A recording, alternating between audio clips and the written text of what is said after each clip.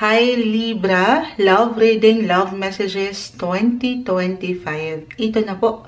Sisimulan na natin ang inyong pagbasa. Kuha tayo ng ilang mensaheng gabay para sa inyo. Tayo ay live na live ngayon. Umagang-umaga, time check 2:43 sa ating YT.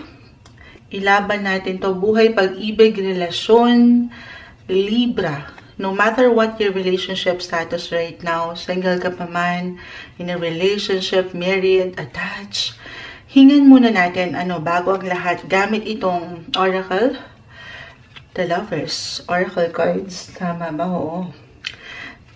Ayan. Medyo mahirap i-shuffle ito. Libra, anong kailangan yung marinig? Hopefully, maikat natin into 3 Libra 2025.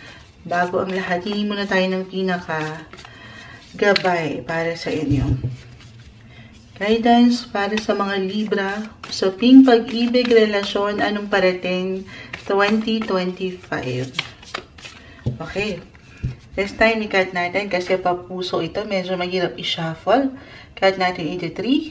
Kunin natin yung pinaka nasa unahan.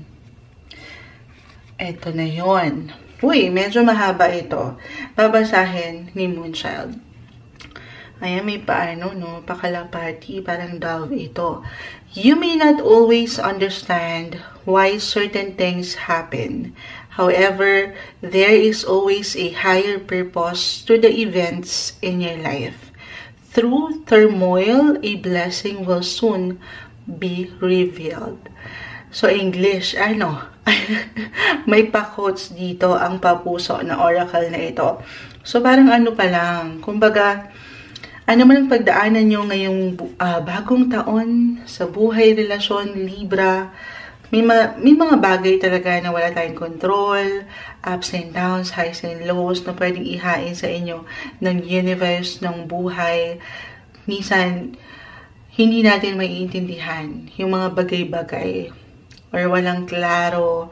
For some of you, bakit ganun? Dito pa lang sa barahan na yon ay umaangat minsan yung ilang pagtatanong kung paano nyo higit na may babalanse ang relasyon. Sabi dito, meron at merong dahilan. Okay? Merong purpose. Kahit pa sa isang punto ngayong taon, hindi nyo maintindihan ang isang bagay.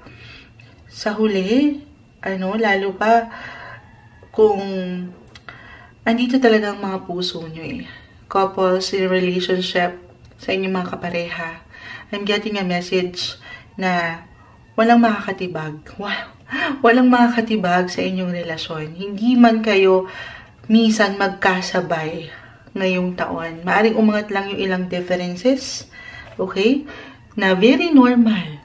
Lahat tayo ay magkakaiba. Merong pagkakaiba. Kahit nga kambal, ay merong pagkakaiba sa kanila. Pero dito, sabi, merong dahilan kung bakit minsan parang susubukin kayo ng ilang kaguluhan sa buhay relasyon. Sige, dyan palang may hugot na. Tingnan natin. Ay tayo ng ilang messages. Libra, 2025, anong kailangan marinig ng mga taong ito? Message 2025, love reading, love message po para sa mga Libra. Sa taong nakikinig ngayon, guidance po.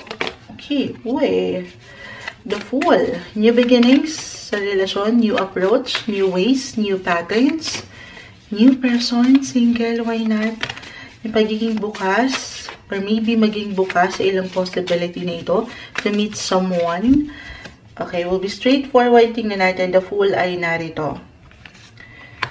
The Ten of Pentacles. Okay. Knight of Cups, ang iyong matatawag na Knight in Shining Armor, and the Nine of Swords. Ito tayo, ito yung, okay. Astrologically, nakuha ko na. Ten of Pentacles kasi, may pasok ni Moonchild. 2025, Libra, isa sa pinaka-mag-highlight sa inyo, ay ang inyong buhay karera. For some of you, just only take what resonate. Pera, karera, pamilya, especially kung meron na talaga kayong ilang obligations, ayan, or responsibilities, angat yung sense of service, or yung, alam niyo yun, meron kayong maibigay, higit kayong magiging practical kasi para sa ilan, yung approach nyo sa inyong connection, relasyon. At dito, kumbaga, kasi nga mapupunta yung attention, yung focus nyo somehow sa career or dito sa financial success. Yes, guys, merong abundance. Bakit nyo ba nilalaban yan? Diba? Bakit ba kayo nagsusumikap? Dahil rin ito sa tao, sa ilang taong mahal nyo, sa inyong mga kapareha, sa inyong pamilya. At maybe yung pinaka-advice lang din dito ay open communication, guys. Pag-uusap lang. Kasi sa barahan na ito, sabi dito, minsan, reversal, guys, yung energy, maring sa inyo mag-apply ito or sa inyong mga partner. Kung bakit parang walang time, walang oras sa akin, yung aking partner, wala na akong oras na lumabas-labas. Kung single, balance is the key and prioritization. Yes po. Hindi sa walang bahala nyo muna yung trabaho or ang partner nyo. Time management, I know hindi madali yan. Lalo pa kung meron talaga kayong goal na gustong marating sa inyong buhay, life in general, trabaho especially. Nine of Swords kasi maaaring merong isa sa inyo or pareho kayo na parang merong kulang. Parang kulang dun sa experience, sa energy, doon sa moments na sana kayo naman or makapag-bond kayo. Hindi kailangan laliman. Dito kasi maaaring mapag-alala ang kapareha or kayo mismo. At dito yung emotional disconnection, guys.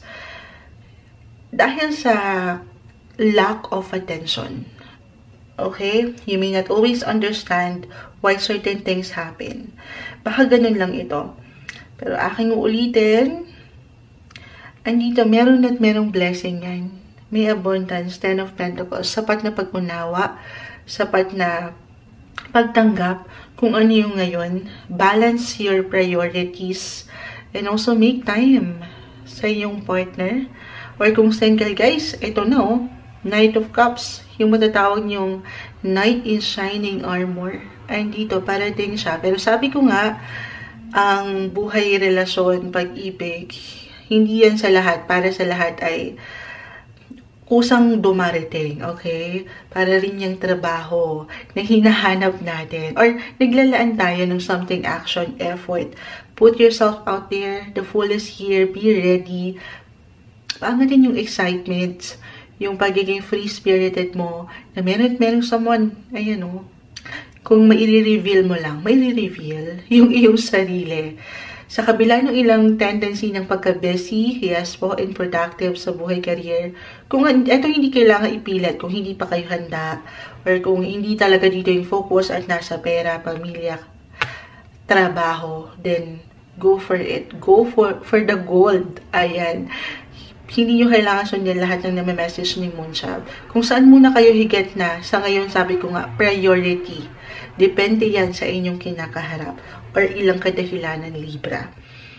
Pero kung andito talaga yung pag-aalala, medyo nalulungkot na, single, Libras, meron, okay? Pero wag lang mamadaliin ito, the Fool. Ang tendency lang ni the Fool kasi baka alam mo yun, magpadalos-dalos ka, nakatingala ka naman masyado.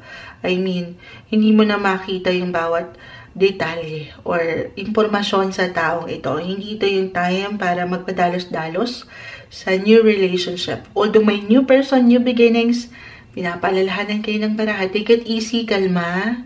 Okay, get to know each other first or pakilalanin nyo muna, pakiramdaman nyo ang inyong sarili. Okay? Pero regardless, andito yung pagiging ready or be ready sa ilang new beginnings pagdating sa inyong relasyon. Couples, again, umangat yung ilang mga goals niyo together para sa higit na improvements or development ng inyong pagsasama na ang ganda. Balance lang, okay? Nang walang pressure or oras din para sa inyong dalawa. Alam niyo yun, pag-usapan yung ilang minsan, meron kasing nakukulangan akong nakikita. Okay, at dito, na pag-iiwanan ng pag-aalala. Libra, at pa tayo, anong kailangan marinig ng mga tao ito? Guidance 2025, ano pang kailangan nilang marinig? Travel, may umangating travel dito, guys. Nakikita ko, or maybe ito yung paraan ng ilan, or kailangan yung magpaangat, yung time. yung bond. May quality time kasama ang inyong mga mahal sa buhay, ang inyong partner.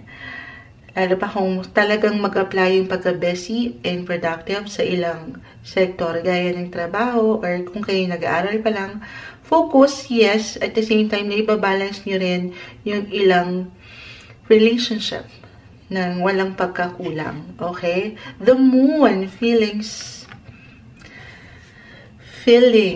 ay dito. Or, ayun, ibabalikan ko yung travel. Kung kayo mga nasa long distance relationship, may pag-highlight din dito. Maaring may paglalim sa connection na yan. Balance and harmony, the moon ay narito. I-claim natin. Hindi magiging madali, sabi ko nga.